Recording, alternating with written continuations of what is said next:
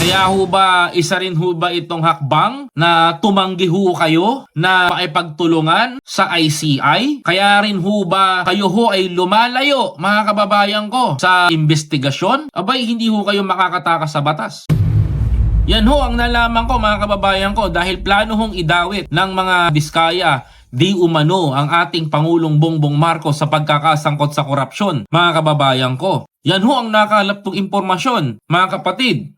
Dahil ho yung malaking tao na sinasabi ho nila na binibitin-bitin ho nila sa storyline sa media, mga kababayan ko, na ginagawa nilang palaisipan, mga kababayan ko, sa taong bayan, ako na ho magsasabi, plano ho nilang isama di umano si Pangulong Bongbong Marcos sa issue ng korupsyon sa Pilipinas para mapagtakpan ang kanilang mga ginawa way back 2016 up to 2022.